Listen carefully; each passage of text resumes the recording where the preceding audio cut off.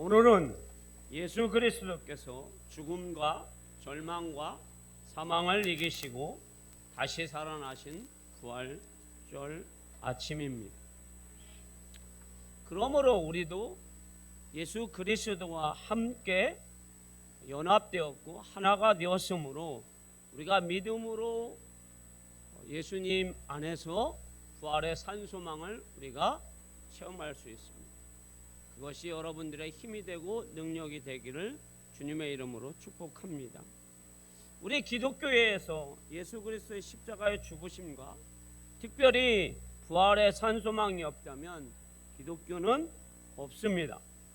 부활의 사건은 사실이고 부활의 은혜는 우리에게 가장 중요한 사건이고 믿음의 증거이고 반드시 여러분과 제가 믿음으로 체험되어야 합니다. 오늘 여러분들의 모습이 피투성이의 모습이든 아니면 죽어가는 모습이든 지쳐서 주님 나는 여기까지인가 봅니다 라는 이런 믿음이 가지고 오셨다고 할지라도 아니면 심지어 주님 내가 살 가치가 있는 인생일까요? 그런 생각을 갖고 오셨다고 할지라도 부활하신 예수 그리스도께서 여러분들에게 산소망과 능력과 은혜를 부어주실 줄 믿습니다. 그런 은혜가 충만하기를 소망합니다. 그러기에 예수님께서는 누가복음 24장 7절에 이렇게 말씀하십니다. 읽어볼까요? 자, 읽습니다. 이르시기를 손에 넘겨져 십자가에 못 박히고 제3일에 다시 살아나야 하셨느니라 한데. 아멘. 이 말씀을 그냥 놔두세요. 여기에서 보면 예수께서 죽으셨다가 살아나야 할 것이 아니라 다시 살아나리라 하셨느니라. 예수님은 이 말씀의 핵심은 뭐냐면 다시 살아나야 하리라. 그 얘기는 뭐냐면 예수님은 죽으셨다가 안 살아나면 뭐 한다라는 거예요? 안 된다라는 거예요. 반드시 뭐 해야 된다라는 거예요? 살아나셔야 한다는 거예요. 이게 필연적이라는 거예요.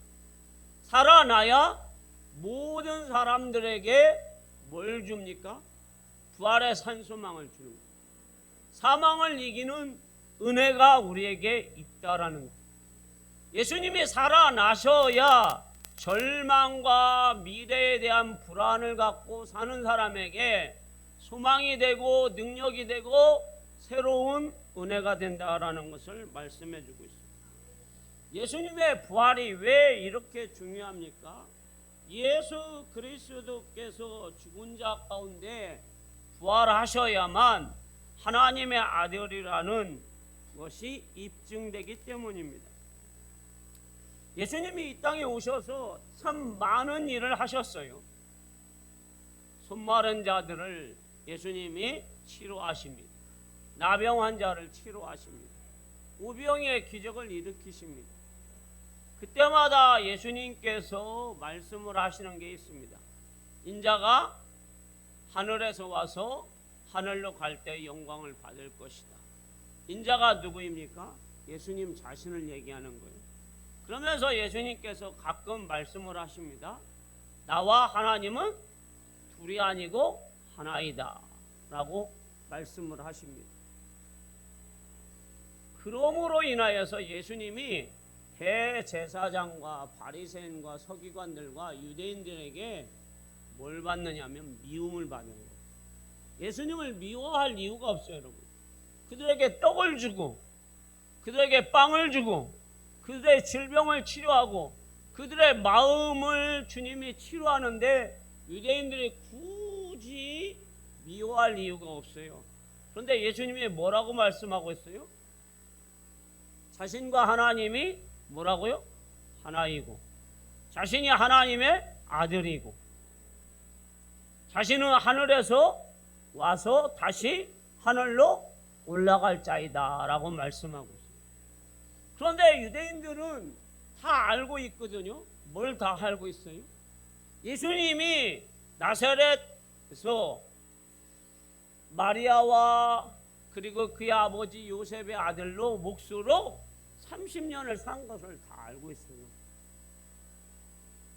그런데 하루아침에 예수님이 하나님의 아들이라고 얘기하고 또 하나님과 하나라고 얘기하고 내가 하늘에서 왔고 또 다시 하늘로 간다고 하니까 여러분 기가 막힌 거예요. 30년 동안 산 것을 알고 마리아와 요셉의 아들로 태어난 것을 알고 있는데 예수님이 거짓말을 하고 있는 거죠. 그들 눈에는. 그러니까 예수님이 그 거짓말 뉴스를 만들어서 뉴스를 막 사람들에게 선동을 해서 새로운 종교 하나를 만들려고 하는 거예요. 그러니까 예수님이 미움 받을 수밖에 없고 예수님을 죽이려고 모의할 수밖에 없어요. 왜? 유대인들은 여러분 여호와 하나님에 대한 믿음이 여호와 하나님에 대한 경외와 그 여호와 하나님에 대한 신앙이 대단합니다. 유대인들은 두 가지가 정말 철두철미해요. 뭐냐면 하나가 하나님께서 나를 하나님의 백성으로 선택하셨다. 할렐루야. 두 번째는 하나님이 나를 뭐 하신다? 사랑하신다. 그래서 그들은 구약 성경을 읽을 때마다 여호와라는 말이 나오면 읽을까요? 못 읽어요. 두려워서 말로 못해요. 아버지를 뭐라고 못 불러요? 아버지라고 못 불러요. 하나님을 하나님이라고 못 불러요. 두려워서. 그런데 두려운 것도 있지만 그들이 하나님을 경외하는 마음이 너무 큰 거예요. 여러분. 엘로힘 하나님이라는 그 단어도 뭐 하지 않아요? 그들은 말하지 않아요. 눈으로 보기만 해요. 그런데 하나님의 자신들을 선택해서 하나님 백성으로 삼아주셔서 하나님의 사람으로 살아가는데 예수님이 갑자기 뜬금없이 나타나서 좋은 일을 하기는 하는데 뭐예요 여러분? 거짓말을 하고 선동을 하고 그리고 하나님과 자기와 하나가 되고 그리고 자기와 하나님은 동등하고 그러니 예수님이 이상한 얘기를 하니까 예수님을 뭐 하려고 해요? 죽이려고 하는 거예요. 그런데 예수님께서는 그들 입장에서는 반드시 죽어야 할 대상이고 없어져야 할 대상이에요. 그러나 예수님은 말씀하셨어요. 요한복음 11장 25절에서 26절에 뭐라고 말씀하고 있을까요? 같이 한번 읽어보도록 합니다. 시작. 예수께서 이르시되 나는 부활이요 생명이니 나를 믿는 자는 죽어도 살겠고 무릇 살아서 나를 믿는 자는 영원히 죽지 아니하리니 이것을 내가 믿느냐. 아멘. 예수 그리스도께서 죽은 나사로를 살리시면서 말씀하신 말씀입니다.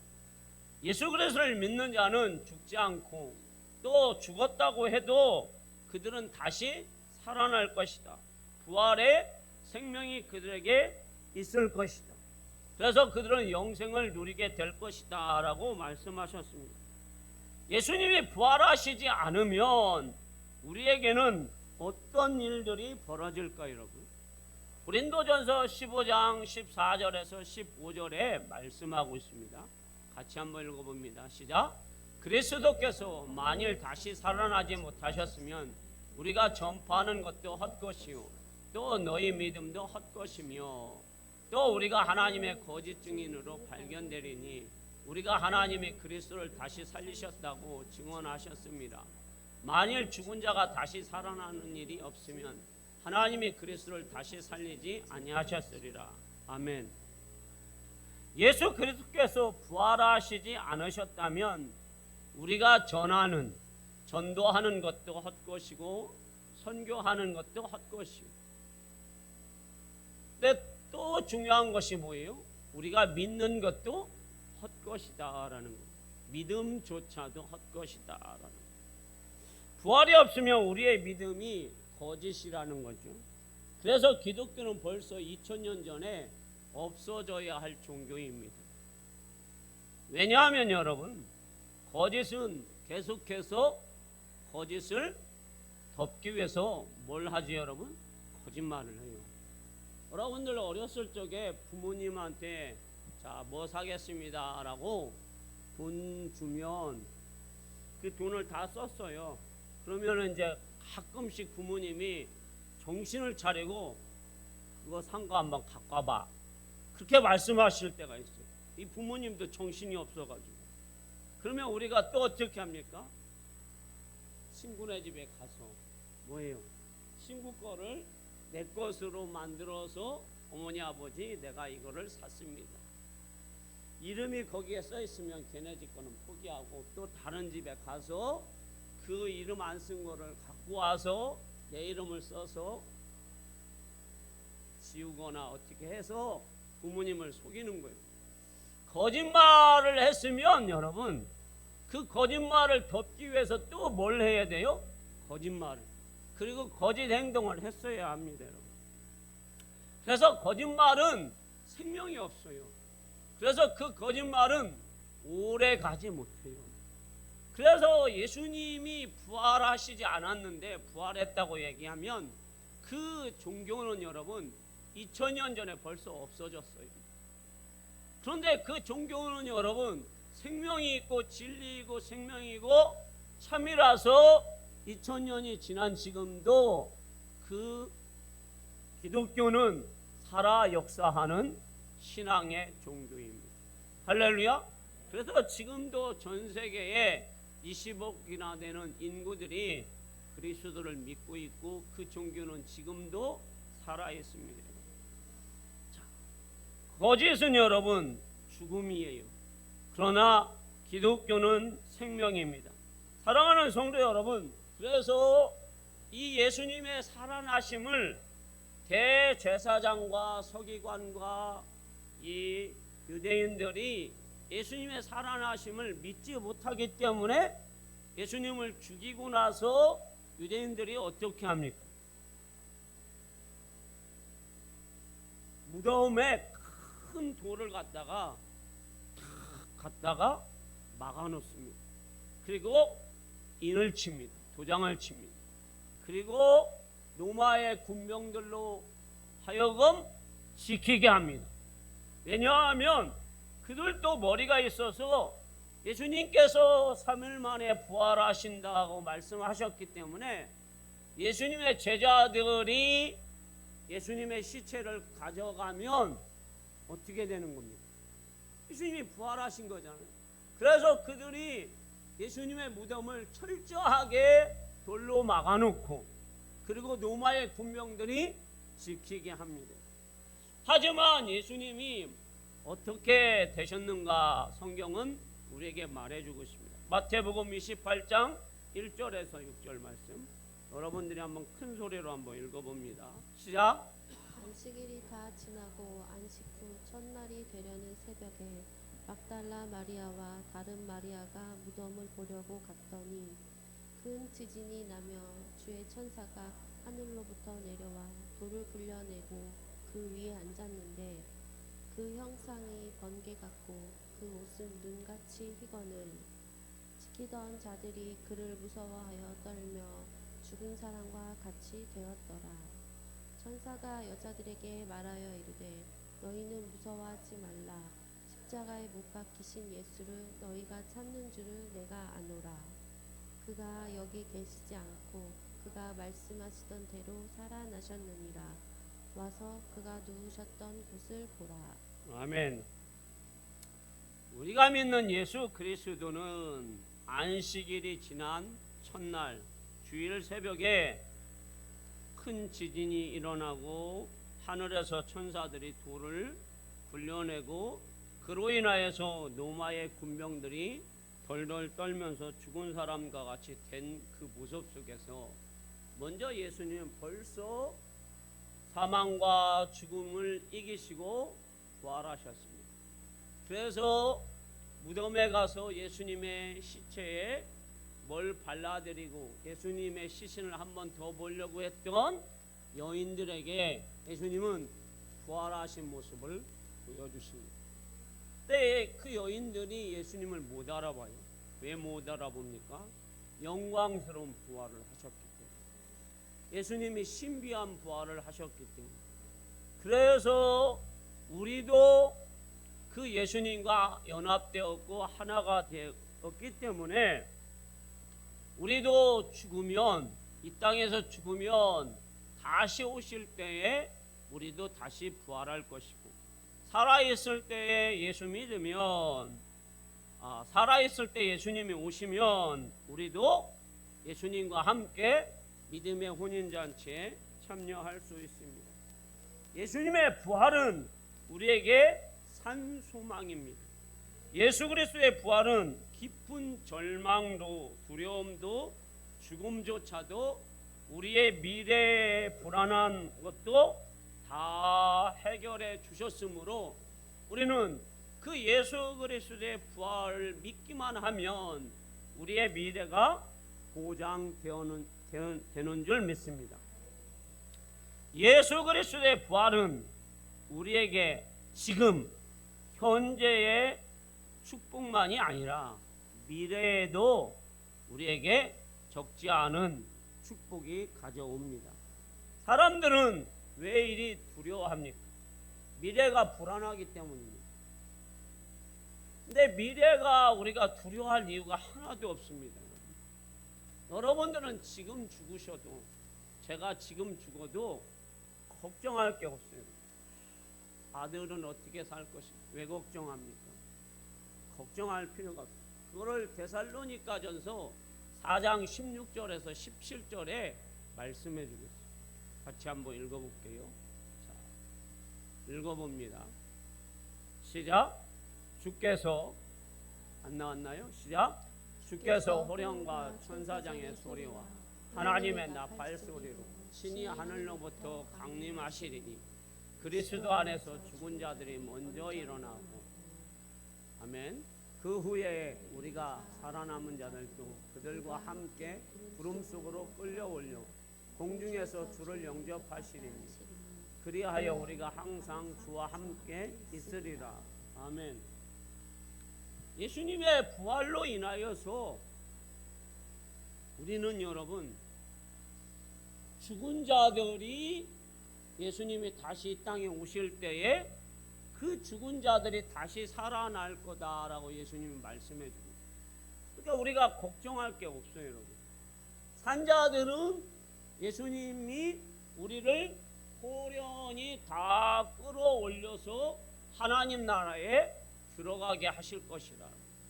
그런데 그 나라는 어떤 나라냐?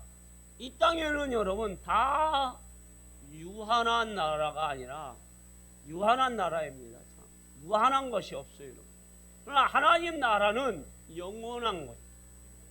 우리의 생명도 영원한 거고, 그리고 우리 주님도 영원하신 하나님.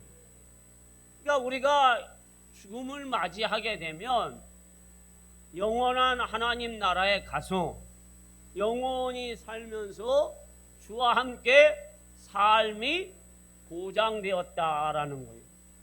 왜 운동선수들이 막 죽기를 각오하고 여러분 금메달을 따고 은메달을 따고 동메달을 땁니까? 나라에서 그들의 삶을 뭐 해주기 때문입니다. 보장해주고 책임져 주기 때문입니다. 우리가 예수 믿고 나면 우리에게 구원의 은혜와 그리고 질병의 치료의 은혜와 마음의 평화의 은혜를 우리 주님이 주시는 줄 믿습니다. 그뿐만 아니라 우리는 미래에 대한 뭐가 있어요? 두려움이 있어요. 내가 어떻게 될까? 그런데 미래에 대한 두려움도 주님이 데살로니가전서 4장 16절에서 17절에 말씀해 주고 있어요.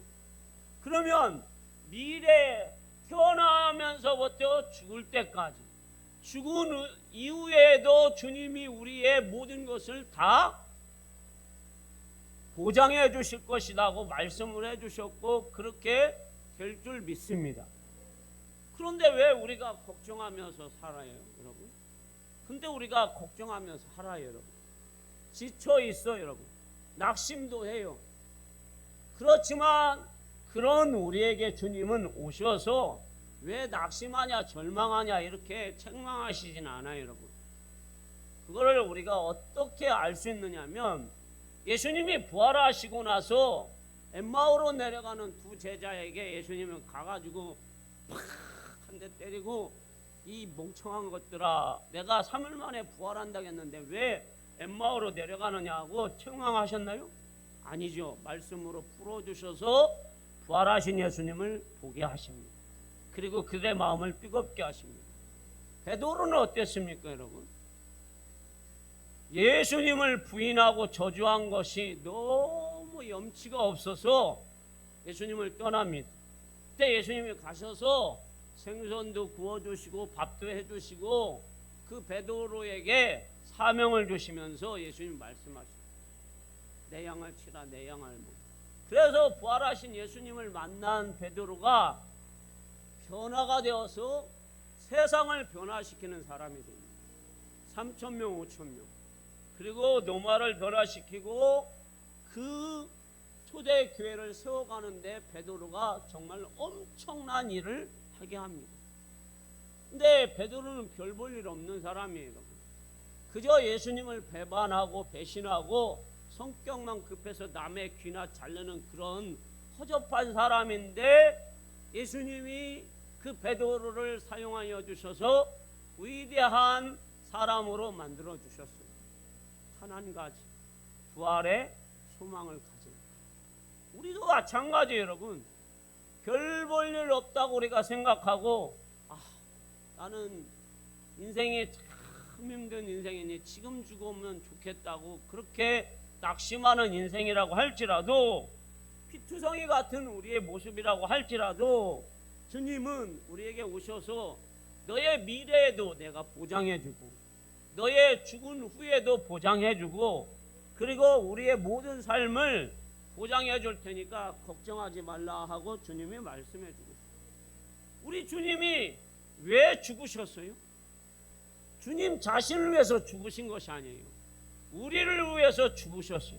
우리의 죄 문제를 해결하시기 위해서 죽으셨고 3일 만에 부활하셨고 그 부활하신 모습을 많은 사람들에게 보여주셨어요. 그냥 한두 사람이 본 것이 아니에요. 500명 이상의 사람들이 보았고 그리고 승천하셨고 다시 오실 것이다 라고 말씀하고 있어요. 그래서 우리는 그 신앙만 갖고 있으면 우리의 인생은 여러분 모든 것이 보장된다라는 거예요. 그러니까 여러분들도 염려하거나 근심하지 마시고 아이고 내 무릎을 캡트톱이 해결해 줄 것이라고 생각하지도 마시고 신비한 부활, 영광스러운 부활로 여러분들이 생각하셔서 믿음으로 주님 오실 때까지 그리고 내가 혹여 주님을 개인적으로 종말을 맞이하지 아니한다고 할지라도 우리 주님이 이 땅에 다시 오셔서 여러분들을 신비한 부활로 다시 허락하여 주신다라고 말씀하고 있습니다. 그 믿음 가지고 여러분들이 세상을 두려워하지 말고 예수님의 제자들과 같이 초대교회 성도들과 같이 힘있고 능력 있는 부활의 산 증인으로 살아서 하나님의 영광을 보며 하나님의 자녀로 승리하시기를 주님의 이름으로